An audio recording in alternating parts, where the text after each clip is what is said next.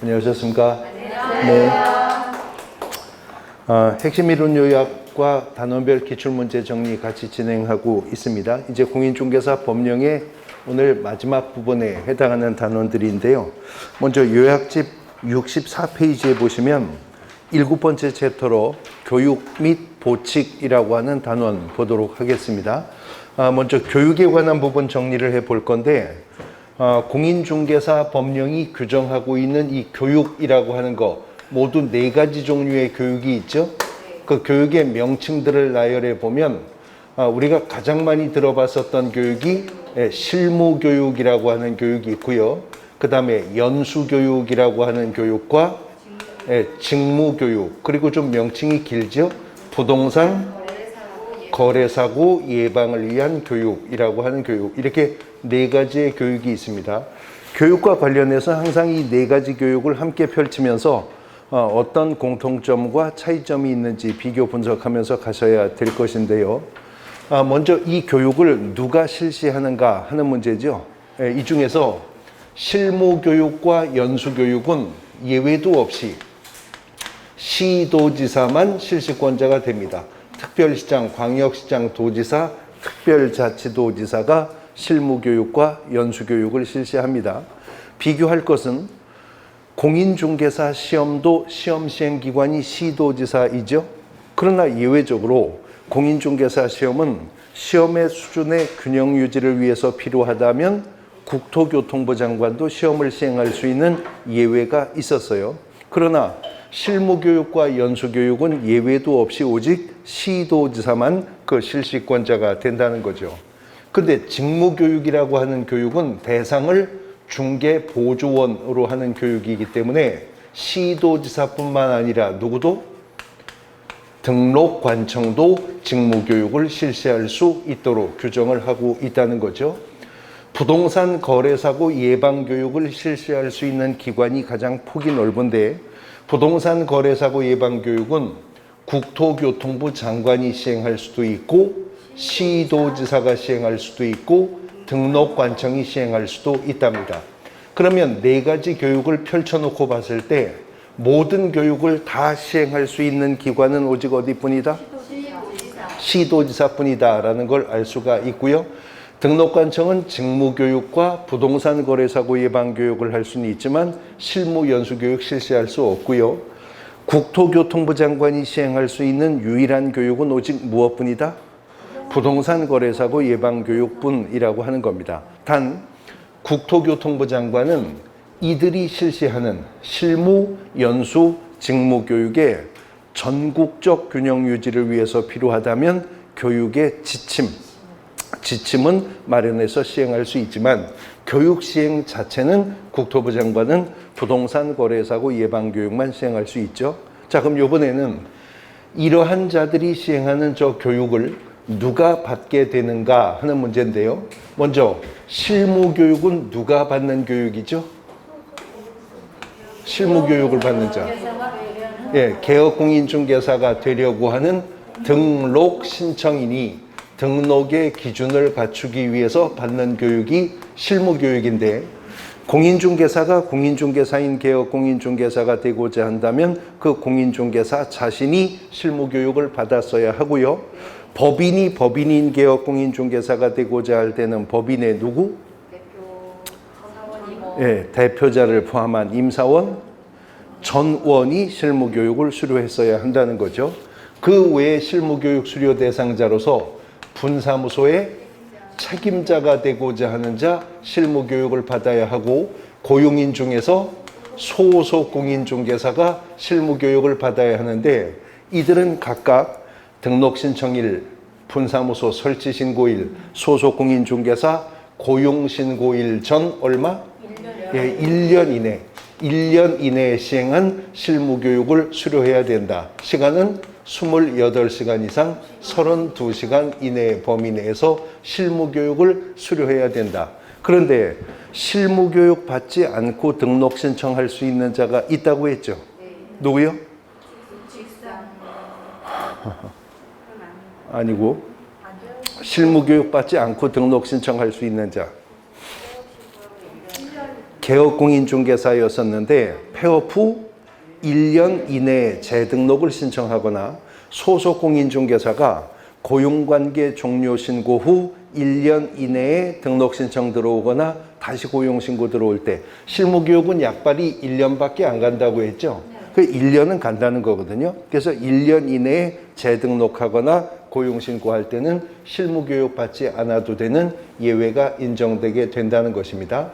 그래서 등록 신청할 때 구비서류 중에는 실무교육 수료 확인증 사본도 제출되어야 하죠.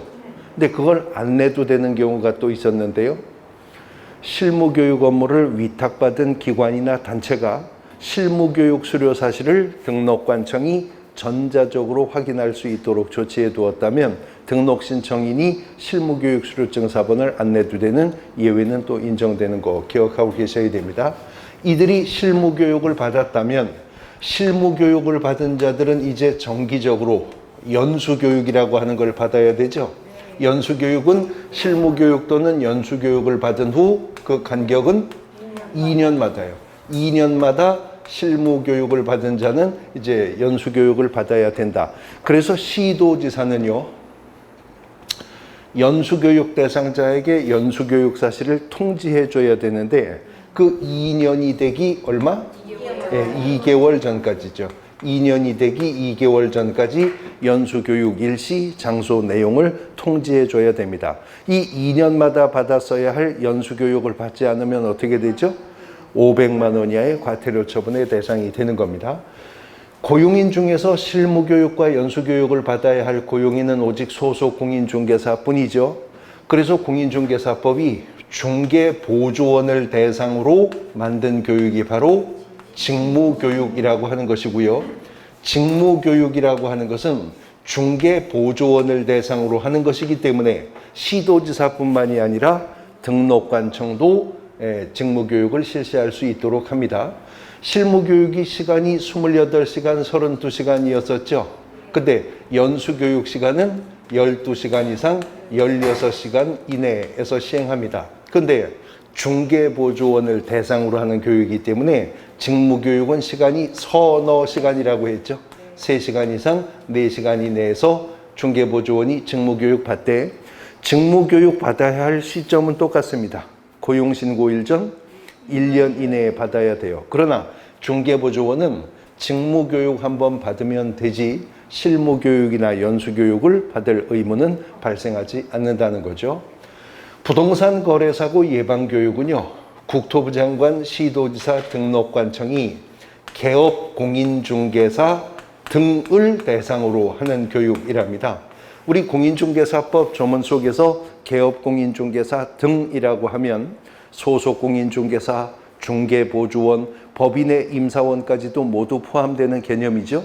그러나 부동산 거래사고 예방교육은 국토부 장관 등이 실시할 수 있는 교육인지 꼭 해야 되는 교육이 아니고 또 이 부동산 거래사고 예방교육은 개업공인중개사 등이 받을 수 있는 교육이지 받아야 하는 교육은 아닙니다. 임의적 성격을 가진 교육에 불과하다는 거죠. 단 국토부 장관 등이 부동산 거래사고 예방교육을 실시할 거면 교육 사실을 통지는 해줘야 되는데 교육 시행일 10일 전까지, 10일 전까지는 교육 일시, 교육 장소, 교육 내용을 교육 대상자에게 통지하도록 의무로 규정하고 있습니다.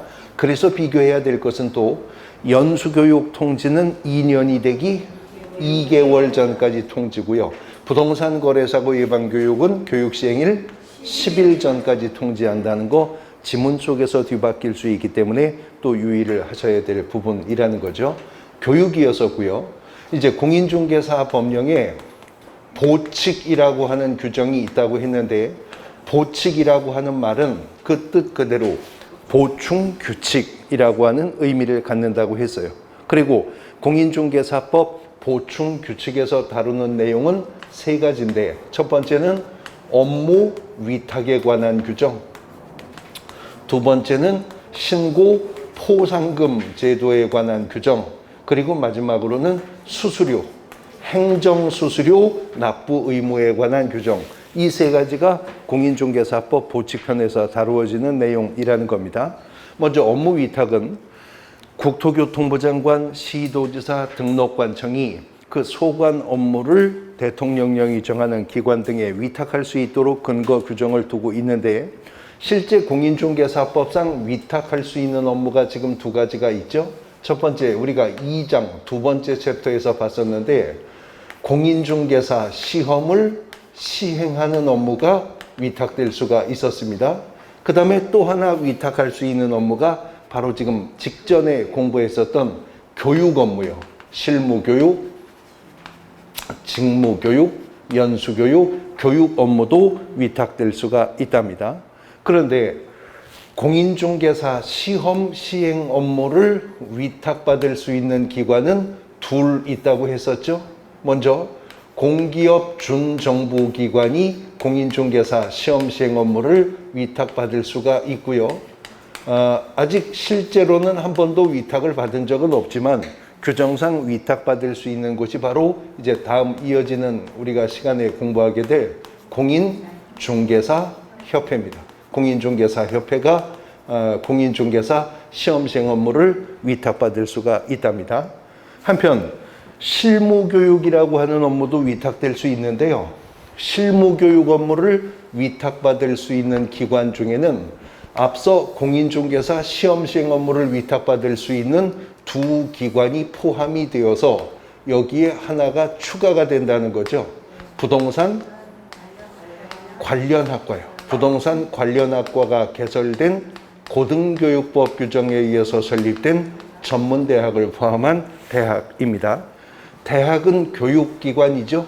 그래서 대학은 교육 업무는 당연히 위탁받을 수 있는데 단 실무, 연수, 직무교육 업무를 위탁받으려면 그 대학은 부동산 관련학과는 개설되어 있는 대학이어야 한다는 겁니다. 그러나 비록 부동산 관련학과가 개설된 대학이라 하더라도 공인중개사 시험 시행 업무는 특정 대학에는 위탁할 수 없다라고 하는 거 비교해 두셔야 됩니다. 시험 시행 업무를 위탁했든 교육 업무를 위탁했든 어떤 업무가 위탁되었다는 사실을 일반에게 알려야 하겠죠. 그래서 업무 위탁된 부분은 관보에 고시하도록, 업무를 위탁한 부분은 관보에 고시하도록 규정하고 있는 겁니다. 보칙에서 가장 많은 문제가 출제가 되는 부분은 두 번째 테마인 포상금제도이거든요. 공인중개사 법령은 여러 가지 공인중개사 법령 위반 사유 중에 일정한 사유를 선정해서 이걸 신고 고발하면 인센티브로 포상금 주겠다는 제도가 있는데 특히 올해 또 유의하셔야 될 것은 작년 31회 공인중개사 시험이 시행된 이후에 포상금 주겠다는 신고 고발 사유가 늘어났어요. 그래서 늘어나고 올해 32회 시험이 첫 시험이기 때문에 관련해서 문제 나올 가능성이 높습니다. 예전부터 신고 고발하면 포상금 주겠다고 하는 거 먼저 나열해 보면 첫 번째 무등록 중개업자예요. 중개사무소 개설 등록 안 하고 중개업을 하는 자죠. 이자 신고 또는 고발하면 포상금 준다고 합니다. 두 번째는 거짓 그 밖에 부정한 방법으로 등록을 한 자, 이자를 신고 고발해도 포상금 준답니다. 세 번째는 중개사무소 개설 등록증을요. 네 번째는 공인중개사 자격증을요. 양도되어야 하는 일이 있었다면 등록증이든 자격증이든 양도대여를 한 자든 받은 자든 신고 고발하면 포상금 지급받을 수가 있다는 거죠. 원래는요, 작년 말까지만 해도 신고 고발하면 포상금 주겠다는 건 요 행위들밖에 없었거든요. 근데 여기에 추가된 것이 있는데 개업공인중개사가 아닌 자요. 개업공인중개사가 아닌 자가 중개대상물에 대해서 표시광고하면 안 되잖아요. 그거 신고 고발하면 포상금을 준다는 것이고요. 그 다음에 여섯 번째는 우리가 부동산 거래질서 교란행위라고 묶었었던 게 있는데요. 공인중개사법 33조 1항에 9가지 금지행위 중에서 새롭게 신설된 8호, 9호 두 가지 하고 공인중개사법 33조 2항에 누구든지 다음 각호의 방법으로 개업공인중개사의 업무를 방해해서는 안 된다는 5가지 행위가 있었어요. 그래서 도합 7가지가 있었는데 이 7가지를 부동산 거래질서 교란 행위라고 한다는 거죠. 이런 부동산 거래질서를 교란하는 행위를 한자, 신고 또는 고발하면 포상금 줍니다. 단 이런 위반 행위를 단순히 신고 또는 고발했다고 해서 다 포상금 주는 건 아니고 지급의 모든 요건이 순차적으로 다 갖추어져 있어야 되는데 첫 번째는요.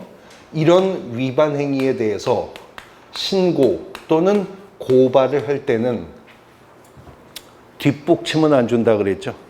그래서 이런 위반 행위를 언제까지 신고 고발해야 된다?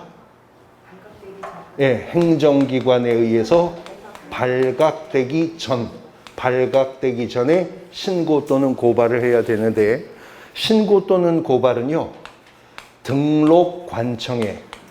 등록관청에 신고할 수도 있고요.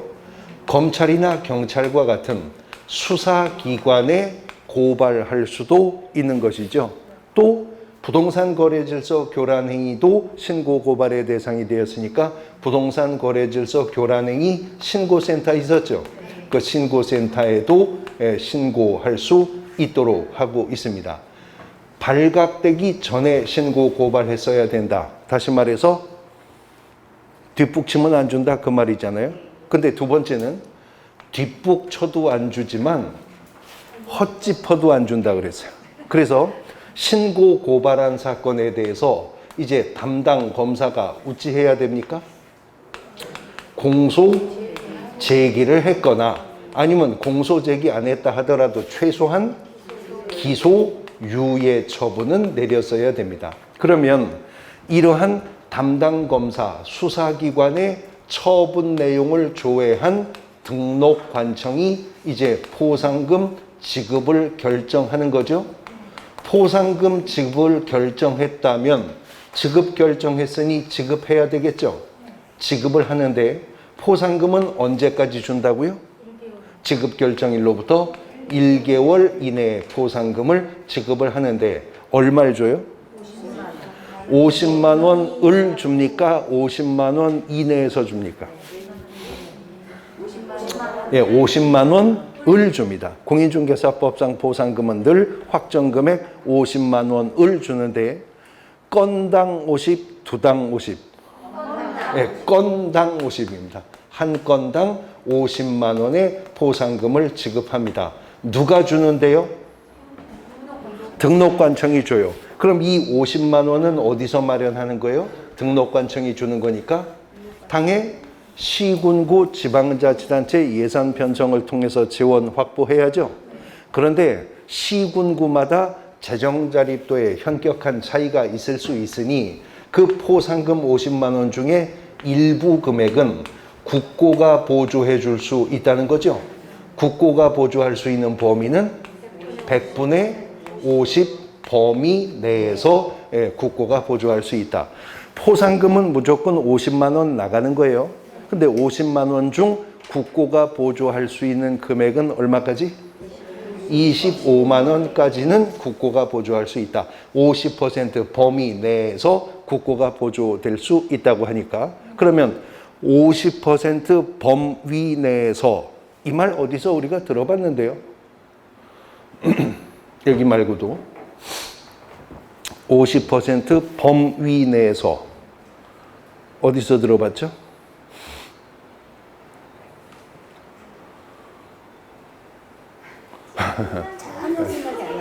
전혀 생각이 안 나요? 전혀?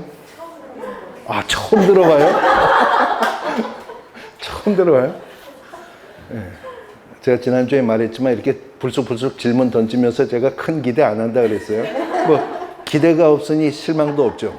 예. 처음 들어본다고 그러시는데 처음 들어본다고 그러시는데 전속중개계약의 유효기간 중 의뢰인이 스스로 발견한 상대방과 직접 거래했다면 이때 의뢰인은 개업공인중개사에게 중개보수 50% 범위 내에서요. 50% 범위 내에서 그때까지 소요된 비용을 지불해야 된다. 처음 들어보셨어요? 예, 거기서도 50% 범위 내에서, 여기도 50% 범위 내에서 국고가 보조할 수 있습니다. 그래서 이 50만 원을 누굴 줘요? 신고 고발한 자에게 줄 겁니다. 그런데요, 하나의 사건에 대해서요, 2건 이상의 신고 고발이 접수되었대요. 그럼 누굴 줘야 옳아요? 선착순이니까 최초로 신고 고발한 자에게 포상금을 지불하겠죠. 근데 만약에 하나의 사건에 대해서 2인 이상이 공동으로 신고를 했다. 그때는 만일 그들이 배분 방법을 합의해 왔다면 합의한 바에 따라서 포상금 지급할 건데요. 2인 이상이 공동 신고를 했지만 공동 신고한 자들이 별도의 배분 방법에 합의가 없었다면 어떻게? 예, 균등하게 배분해서 포상금은 지급될 것이다. 균등하게 배분해서 지급한다는 건 얼마씩 준다는 거라고요? n분의 1로 나눈다고 몇 명이 왔는지 쉬어봐야지 예, 줄 금액이 나오는 거지. 25만 원씩 무조건 주는 게 아니게요. 3시 왔을 수도 있고 4시 왔을 수도 있으니까 예, n분의 1로 나누어서 포상금을 지급하겠다라고 하는 것입니다. 이제 공인중개사 법령 보칙의 마지막 부분이 수수료입니다. 지금 여기서 말하는 수수료라고 하는 것은 행정수수료 말하는 거죠. 일정한 절차에 부담해야 될 돈에 대해서 공인중개사법 47조가 1항 각호를 통해 6가지 경우에서 수수료 내야 된다고 합니다. 첫 번째는 공인중개사 시험에 응시하려면 응시 수수료 내야 되겠죠. 예, 공인중개사 시험에 응시하는 자 응시 수수료 내야 됩니다. 그러면 시험 볼 때 돈 냈으니까요. 합격자로 결정이 되면 돈 안 받고 자격증 주겠죠. 합격자 결정 공고일로부터 1개월 이내 자격증은 그냥 나가요. 그런데 그 자격증을 분실하거나 훼손되어 못 쓰게 되었다면 필요에 의해 재교부 신청해야죠. 재교부 신청할 때는 수수료 또 내야 된다는 겁니다. 그 다음 공인중개사 자격을 취득해도 적법하게 중개업을 하려면 등록을 해야 되잖아요. 중개사무소 개설 등록을 신청할 때 등록 신청 수수료 납부해야 되는 것입니다. 이미 등록 신청할 때 수수료 냈기 때문에 처음에 등록증은 업무보증 설정만 확인되면 그냥 줍니다. 그런데 후일 그 중개사무소 개설 등록증을 재교부 신청하려면 그때는 수수료 다시 또 납부해야 된다는 거죠. 그 다음 분사무소는 누구만 가질 수 있는 거라 그랬죠? 법인인 개업공인중개사만. 법인이 분사무소 설치 신고할 때 수수료 내야 되는데요. 설치 신고할 때 수수료 이미 냈고 그 안에 신고 필증, 신고 확인서 값 들었습니다. 신고 확인서 처음에 그냥 줄 건데 후일 그 분사무소 설치 신고 확인서를 재교부 받고자 할 때는 수수료 납부해야 된다. 공인중개사법상 행정수수료 내야 되는 경우가 모두 6가지입니다. 그러면 수수료 내지 않아도 되는 경우도 묶어서 외워야 해요? 아니죠. 아닌 게 아니면 기니까 수수료 내야 되는 경우 6가지만 묶어두면 되죠. 근데 이 6가지가 암기하기가 아주 쉬운 것이 흐름이 있어서요. 가락이 있어서 외우기가 쉬워요. 공인중개사 시험 볼 때, 자격증 재교부 받을 때, 등록 신청할 때, 등록증 재교부 받을 때, 분사무소 설치 신고할 때, 그 신고 필증 재교부 받을 때 행정수수료 납부를 해야 된답니다. 그런데 직접적으로 수수료 납부하라고 규정되어 있진 않지만 구체적 사례 문제에서 수수료 내야 되는 경우라고 판단하셔야 되는 게 있다고 했습니다. 언제죠? 사무소 이전인데 등록관청 관할구역 외로 사무소를 이전했을 때는 이전 후 등록관청에 이전 신고서와 함께 사무소 확보증명 서류와 함께 등록증을 내야죠. 그러면 이전 후 등록관청은 사무소 이전 신고서와 함께 등록증을 받고 그 자에게 등록증을 재교부하게 되기 때문에 등록관청 관할구역 외로 사무소 이전은 등록증 재교부에 준하는 수수료 납부 의무가 발생할 것이다 라고 하는 것입니다. 그래서 또 그 사건과 비교해 두셔야 될 게 휴업 신고할 때 등록증 내죠. 그런데 폐업 신고할 때도 등록증 내죠. 그런데 사무소 이전 신고할 때도 등록증을 냈었어요. 그런데 등록관청 관할구역 외의 지역으로 사무소를 이전했다면 이전 후 등록관청에 이전 신고서와 함께 등록증을 내고 등록증을 재교부 받아요. 그래서 수수료 내야 되는 거죠. 그런데 개업공인중개사가 3개월을 초과해서 휴업하고자 할 때 미리 휴업 신고해야죠. 그때 등록증 내죠. 그때 냈었던 등록증은 후일 업무를 재개하고자 할 때 사전에 재개 신고하고 등록증을 어떻게? 반환받습니다. 재교부받는 게 아니라 맡겨 보관하고 있던 그 등록증을 돌려받는 거예요. 반환이죠. 즉시 반환한다라고 되어 있습니다. 재교부가 아니라 반환에 불과하기 때문에 휴업신고 시뿐만 아니라 재개신고 시에도 행정수수료는 납부하지 않습니다. 이 6가지 경우에 수수료 납부하라는데 얼마를 내십시오라고 가액을 결정하지 않고 공인중개사법이 해당 지방자치단체 조례가 정하는 수수료를 납부를 하랍니다. 지자체 조례가 정하는 수수료를 납부하랍니다. 그런데 해당 지방자치단체 그랬거든요. 해당 지방자치단체, 자 예를 들어서요, 서울시 종로구에서 공인중개사 시험에 응시하여 공인중개사 자격을 취득했대요. 그리고 서울시 강남구에서 중개사무소 개설 등록을 한 공인중개사인 개업공인중개사에 대해서 여쭤봅니다. 자, 이 사람 공인중개사 시험에 응시할 때 누가 정한 수수료 냈죠? 서울시 종로구에서 시험 봐가지고 합격해서 강남구에서 개설 등록한 공인중개사인 개업공인중개사요. 그러면 시험 볼 때 누가 정한 수수료 냈죠? 네, 서울시 조례가 정하는 수수료 냈죠. 공인중개사 시험은 시도지사가 시행하는 거니까. 그리고 이제 중개사무소 개설 등록을 강남구에서 등록했다면 등록 신청 시 수수료는 누가 정한? 네, 등록관청은 시군구청장이잖아요. 그러니까 강남구 조례가 정하는 응시 수수료 내는 것입니다. 자, 그러면 이번에는요, 서울시 종로구에 지우개가 멀리 있으니까 그냥 서울시 종로구에 주사무소를 가지고 있는 중개법인이 강남구에 분사무소 설치할 수 있죠. 그러면 이 법인이 개설 등록 신청할 때 누가 정한 수수료 내요? 종로구 조례가 정하는 수수료 내죠. 근데 그 법인이 강남구에 분사무소 설치할 때는 누가 정한 수수료 내요? 그것도 종로구 조례가 정하는 수수료 내는 거예요. 왜냐하면 분사무소는 설치 신고 어디 가서 하는 거니까, 예, 주된 사무소 소재지 등록관청 가서 하는 거니까. 근데 한 가지 유의하셔야 될 것은 공인중개사 시험에 응시할 때 당의 시도 조례, 지자체 조례가 정하는 수수료를 납부해야 한다는 것은 원칙에 따라 시도지사가 시험을 시행할 때 그렇다는 거예요. 그런데 공인중개사 시험은 시험의 수준의 균형 유지를 위해서라면 국토교통부 장관이 시행할 수도 있었죠. 그때는 응시 수수료는 국토교통부 장관이 결정 공고하는 수수료 내는 겁니다.